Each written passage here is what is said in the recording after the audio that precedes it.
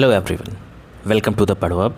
अगर आप इस चैनल पर नए आए हैं पहली बार तो आप इस चैनल को ज़रूर सब्सक्राइब कीजिए और अपने दोस्तों के साथ भी शेयर कीजिए ताकि डेली की बेहतरीन जो न्यूज़ होती हैं करंट अफेयर्स की, जो आपके परीक्षाओं के लिए बहुत ही महत्वपूर्ण है, वो आपके दोस्तों तक भी पहुँचे और आपकी भी तैयारी काफ़ी अच्छी हो जाए।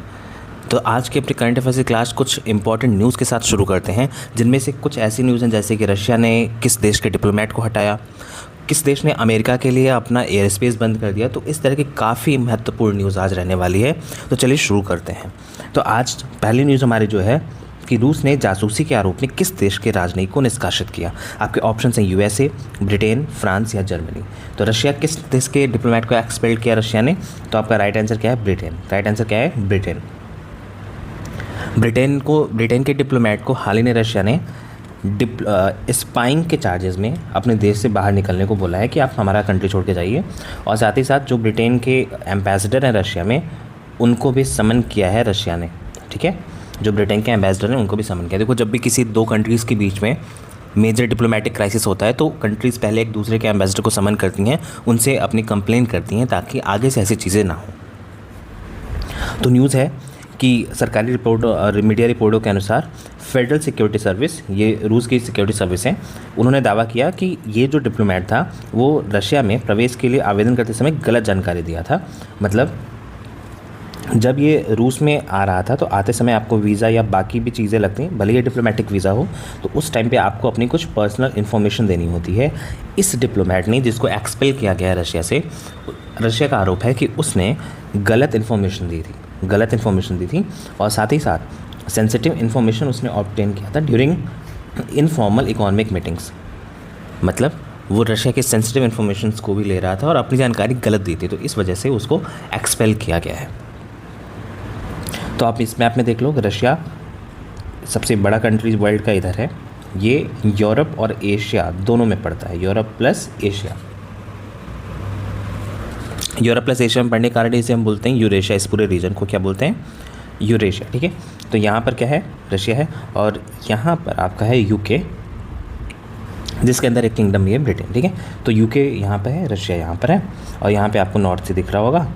तो ये कुछ मैपिंग है।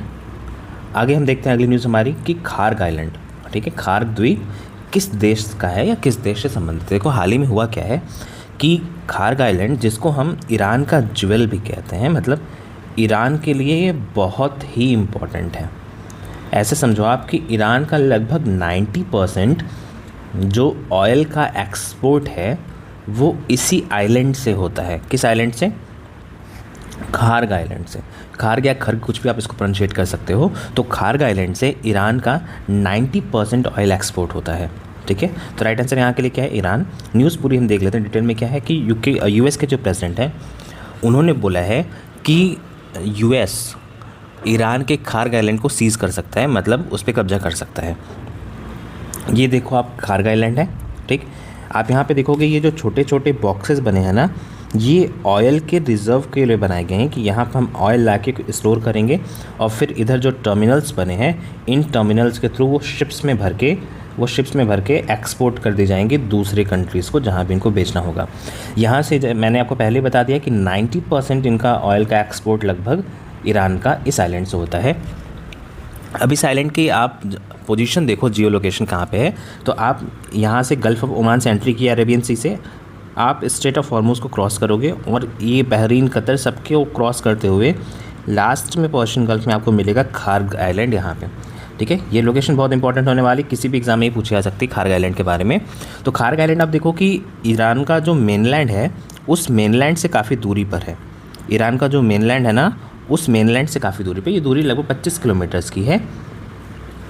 ये दूरी ईरान ने जानबूझ के उस टाइम पे जब ये डेवलप कर रहे थे इसको बनाए थे, ताकि कल को अगर किसी कंट्री ने ईरान पे अटैक किया तो वो सिर्फ खार्ग आइलैंड पे अटैक करे, ऑयल की वजह से मेनलैंड उनका सुरक्षित रहे। ठीक है, तो ये स्ट्रैटेजिक लोकेशन बहुत ज़्यादा है, आपको इनको खार्ग आइलैंड पे लेके ही बहुत ज़्यादा रिस्क हो गया है फ्रॉम द यूएस। ठीक है, अगली हमारी न्यूज़ क्या है? Who has been nominated as the president of Myanmar. ठीक है, प्रेसिडेंट ऑफ म्यांमार के बारे में पूछ रहा है कि किसको अभी हाल ही में म्यांमार का प्रेसिडेंट बनाया गया है। आपके ऑप्शन हैं मिन आंग हलिंग, आंग सान सू की, विन माइंट या थान श्वे। ठीक है, म्यांमार के बारे में आपको कुछ जानकारी दे दूं, ये हमारे नॉर्थ ईस्टर्न स्टेट से बॉर्डर शेयर करता है, नॉर्थ ईस्टर्न स्टेट से बॉर्डर शेयर करता है, ठीक है।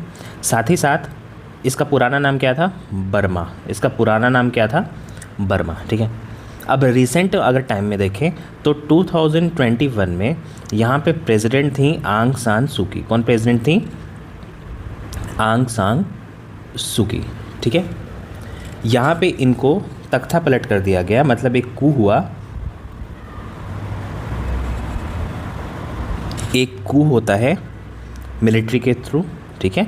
तो मिलिट्री यहाँ पे एक कू करती है और इनको अरेस्ट कर लेती है, इनको अरेस्ट कर लेती है। और मिलिट्री कू जो हुआ वो किसके अंडर में हुआ, मीन आंग हलिंग। तो मीन आंग हलिंग ने अब डेमोक्रेटिक प्रोसेस से, मतलब ये इलेक्शन करवाएं और फिर इन्होंने खुद को प्रेसिडेंट डिक्लेयर कर लिया कि मैं अब से प्रेसिडेंट हूँ। देखो हमेशा कोई भी डिक्टेटर जब ऐसे काम करता है तो वो अपने आप को लेजिटिमेसी दिलाने के लिए इस तरह के काम कर रहा होता है। तो आपका राइट आंसर यहाँ पे क्या है, मीन आंग हलिंग। इसने किसको अरेस्ट करवाया था उस टाइम पे, आंग सान सूकी। ये अभी भी जेल में है, ठीक है। तो डिटेल में देख लेते हैं न्यूज़ क्या है कि म्यांमार का जो जुंटा चीफ है, जुंटा या कुछ लोग इसको हुंटा भी कहते हैं, तो म्यांमार का जो जुंटा चीफ है जिनका नाम मीन आंग हलिंग, इनको प्रेसिडेंट नॉमिनेट किया गया है म्यांमार का थ्रू पार्लियामेंट्री प्रोसेस। ये आप इनकी इमेज देख सकते हो। अब ये कौन है, ये है आंग सान सूकी, जिनके बारे में मैंने आपको ही बताया, ठीक है। ये डिपोज लीडर है, मतलब इनको इनके पद से हटा दिया गया था कब, 2021 में 1 फरवरी को बाय द मिलिट्री कू, और तब से लेके वो आज तक डिटेंशन में ही है, ठीक है। इन्होंने नोबेल पीस प्राइज़ भी इनको दिया गया था, ठीक है। अगला है who has been appointed as the vice chair of the congressional caucus on India. Bharat पर कांग्रेशनल कॉकस के उपाध्यक्ष के रूप में किसे नियुक्त किया गया, ठीक है। आपके ऑप्शन है रूप खन्ना, टॉम सुओजी, राजा कृष्णमूर्ति या प्रमिला जयपाल। तो ये नाम क्या है इनका, टॉम सुओजी। देखो ये यूएस की कांग्रेस की बात कर रहा है, तो यूएस की कांग्रेस में हमेशा कुछ लोग होते हैं जो इंडिया के फेवर में पॉलिसीज़ बनाने के लिए उनको कांग्रेशनल कॉकस इस तरह से पोस्ट पे अपॉइंट किया जाता है, जो प्रेसिडेंट को एक तरीके से आप बोल सकते हो कि इन्फ्लुएंस करते हैं कि आप इंडिया के पक्ष में काम करो, ठीक है। तो टॉम सुओजी को ये नया रोल दिया गया है।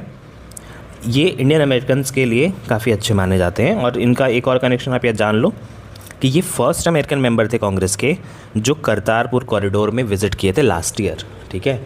तो ये यूएस कांग्रेस के पहले मेंबर थे जिन्होंने करतारपुर कॉरिडोर को विज़िट किया था। नेक्स्ट और one of the most important news, ठीक है।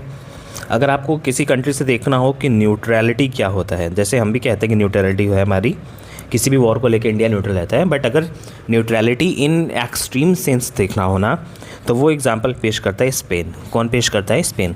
तो स्पेन ने हाल ही में क्या किया कि ईरान संघर्ष से जुड़े अमेरिकी विमानों के लिए अपना हवाई क्षेत्र बंद कर दिया। स्पेन ने बोला कि हमारा जो एयर स्पेस है ना, हमारा जो एयर स्पेस है वो अब अमेरिका के उन जहाज़ों के लिए बंद है जो ईरान पर अटैक करने जा रहे हैं, ईरान पर अटैक करने जा रहे हैं, ठीक है। ईरान पर अटैक करने जाने वाले सारे यूएस विमानों के लिए ये एयर स्पेस बंद कर दिया इन्होंने, ठीक है। तो ये बहुत बड़ी न्यूज़ है अपने आप में, क्योंकि कोई यूरोपियन कंट्री अगर ऐसा कर रहा है तो आप समझ सकते हो कि उसकी पॉलिसी कितनी तगड़ी रहने वाली है। तो आप यहाँ पे मैप में देख सकते हो, ये यूरोप का मैप है, यहाँ पे ये यूके वाला पोर्शन है, ये यूके वाला पोर्शन है, यहाँ पे बीच में इंग्लिश चैनल, देन फ्रांस, और देन यहाँ पे आपको मिलेगा स्पेन। यहाँ पे आपको क्या मिलेगा, स्पेन। स्पेन के बगल में जो कंट्री है उसका क्या नाम है, पोर्टुगल।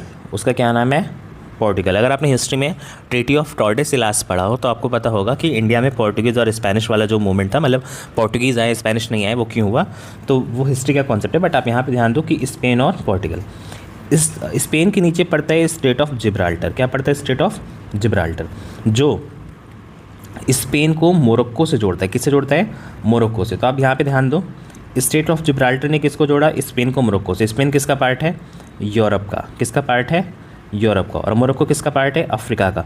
तो आप ये भी कह सकते हो कि स्टेट ऑफ जिब्राल्टर ने किसको जोड़ दिया, यूरोप को अफ्रीका से। तो स्टेट ऑफ जिब्राल्टर ने किसको जोड़ दिया, यूरोप को अफ्रीका से, ठीक है। तो आप ये तो मैपिंग वाला पोर्शन हो गया। आप ये ध्यान दो कि स्पेन ने क्लोज कर दिया अपना एयर स्पेस, ठीक है। ये न्यूट्रलिटी मेंटेन या सेफ्टी के लिए भी अपने इन्होंने ऐसा किया है।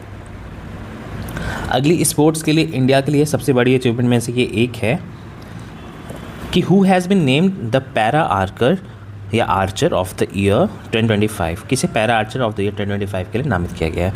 आपके ऑप्शन है दीपा मलिक, शीतल देवी, अवनी लेखारा या फिर भाविना पटेल। तो देखो आपका यहाँ पे राइट आंसर क्या होने वाला है, शीतल देवी। शीतल देवी को para archer of the year 2025 से नवाजा गया है। ये सबसे बड़ी अचीवमेंट में से एक है इंडिया के स्पोर्ट्स के लिए, ठीक है। इनका एक्सेप्शनल परफॉर्मेंस था आर्चरी में, इस वजह से इनको ये दिया गया। अब आपको इंपॉर्टेंट क्या रखना है याद, कि ये एकमात्र और पहली फीमेल आर्मलेस आर्चर हैं to win gold at the world para archery championship, और इसी के लिए इनको इससे सम्मानित किया गया है। बात समझ में आ गया। इन्होंने वर्ल्ड पैरा आर्चरी चैम्पियनशिप में गोल्ड जीता था, और ये फर्स्ट और एकमात्र फीमेल आर्मलेस आर्चर है जिनके दोनों हाथ नहीं हैं, इसलिए इनको इस सम्मान से नवाजा गया, ठीक है। अब आप मुझे कमेंट सेक्शन में सिर्फ एक चीज़ का जवाब दे दो कि जो शीतल देवी हैं ये इंडिया के किस स्टेट या यूटी से बिलोंग करती हैं, किस स्टेट या यूटी से बिलोंग करती हैं, आप इसका आंसर दे दो। अगला क्वेश्चन हमारा है, which country reported 38 child deaths due to a measles outbreak.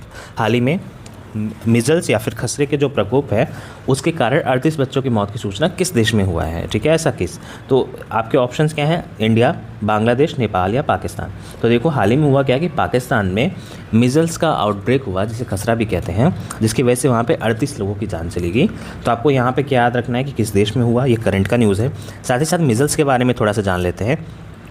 Measles या खसरा जो होता है वो हाईली कॉन्टेगियस होता है, मतलब बहुत तेज़ी से फैलता है, इसका संचार बहुत तेज़ी से होता है। ये एयरबॉर्न वायरल इन्फेक्शन के थ्रू फैलते हैं, मतलब ये वायरल इन्फेक्शन है जो रूबेला वायरस से होता है, ठीक है। तो मीजल्स किससे होता है, रूबेला वायरस से होता है। आपको बस ये याद रख लो, यहाँ पे इतना आपके स्टैटिक पोर्शन के लिए काफ़ी है, रूबेला वायरस से ये होता है। अगली हमारी न्यूज़ है, इन विच स्टेट विल द सम्राट संप्रति म्यूजियम बी इनैगोरेटेड। सम्राट समृद्धि संग्रहालय का उद्घाटन किस राज्य में किया जाएगा। आपके ऑप्शंस क्या हैं, बिहार, गुजरात, मध्य प्रदेश, हरियाणा, ठीक है। बिहार, गुजरात, मध्य प्रदेश, हरियाणा। तो देखते हैं, पीएम मोदी इनैगोरेट करने वाले हैं सम्राट संप्रति म्यूजियम को इन गुजरात। कहाँ पे करने वाले हैं, गुजरात में, ठीक है। अब हम देख लेते हैं कि सम्राट संप्रति थे कौन, ठीक है। सम्राट संप्रति थे कौन, तो ये देखो जो मौर्यन एम्परर अशोका थे, मौर्यन एम्परर मतलब मौर्य शासक जो अशोका थे, ये इनके ग्रैंड सन थे, ये इनके ग्रैंड सन थे। अशोका के ग्रैंड सन ये थे, ठीक है। आप समझ पा रहे हो मैं क्या कह रहा हूँ, अशोका के ग्रैंड सन मतलब उनके बेटे के बेटे ये थे, ठीक है। अशोका को अगर आपको याद हो तो अशोका ने किसको फेवर किया था या किस धर्म के प्रति इनका झुकाव बढ़ गया था लास्ट में, बुद्धिज़्म के प्रति। किसके प्रति, बुद्धिज़्म। मगर तीसरी पीढ़ी इनकी आते आते, इनकी थर्ड जनरेशन आते आते ये किसके प्रति झुक गए, जैनिज़्म। तो जो इनके ग्रैंडसन थे जिनका नाम क्या था, संप्रति, क्या नाम था, संप्रति, ये किसकी तरफ झुके, इनका झुकाव किस रिलीजन की तरफ हो गया, जैनिज़्म की तरफ। और ये जैनिज़्म को बहुत ज़्यादा इन्होंने सपोर्ट किया था, तो इसलिए वहाँ पे गुजरात में इनका म्यूज़ियम बनाया जा रहा है, ठीक है, आपको याद रहेगा। चलो अगली न्यूज़ है, who recently resigned as MLC after being elected to Rajya Sabha. हाल ही में राज्यसभा के लिए चुने जाने के बाद किसने एमएलसी पद से इस्तीफा दिया। आपके ऑप्शंस क्या हैं, सम्राट चौधरी, नीतीश कुमार, तेजस्वी यादव, गिरिराज सिंह। तो देखो हाल ही में हुआ क्या है कि नीतीश कुमार जी जो अभी बिहार के सीएम हैं, नीतीश कुमार जी जो बिहार के मुख्यमंत्री हैं, इनको भेज दिया गया राज्यसभा। इनको कहाँ भेज दिया गया, राज्यसभा, ठीक है। तो राज्यसभा में जाके ये क्या करेंगे, इन्होंने राज्यसभा भेजा गया। तो जब राज्यसभा का कोई भी सिटिंग, अगर कोई सिटिंग एमएलए या एमएलसी है या मिनिस्टर भी है राज्य में, अगर उसको राज्यसभा भेजा गया तो वो उसको स्टेट के असेंबली में से अपनी सीट छोड़नी पड़ती है, स्टेट असेंबली में से अपनी सीट छोड़नी पड़ती है। तो इसलिए नीतीश कुमार जी ने राज्यसभा चुने जाने के बाद अपने एमएलसी पद से इस्तीफा दे दिया, ठीक है। अगला हमारा जो न्यूज़ है वो ये है कि in which state is the birth place of Lord Mahavir Kundagram located, ठीक है। तो लॉर्ड महावीर जो थे उनका जो बर्थ प्लेस था कुंडग्राम या कुंडलपुर, वो किस राज्य में स्थित है। आपके ऑप्शंस क्या हैं, उत्तर प्रदेश, गुजरात, बिहार या राजस्थान, ठीक है। तो लॉर्ड महावीर कौन थे, 24वें तीर्थंकर थे जैन रिलीजन के, ठीक है। तो भगवान महावीर कौन थे, भगवान महावीर 24वें तीर्थंकर थे किस रिलीजन के? जैनिज़्म के, ठीक है। जैनिज़्म के 24वें तीर्थंकर थे। इनका जन्म कहाँ पे हुआ था? कुंडग्राम, ये जो कि कहाँ पे है? बिहार में है। तो आज हम इनकी क्यों बात कर रहे हैं? क्योंकि आज महावीर जयंती है, तो महावीर की जयंती पे हम भगवान महावीर के बारे में इतनी चीज़ें जान लेते हैं, ठीक है। तो thank you so much for watching till here. अगर आपको वीडियो पसंद आई हो तो बाकी एस्पिरेंट्स के साथ भी इसको ज़रूर शेयर कीजिएगा ताकि उनका भी फ़ायदा हो।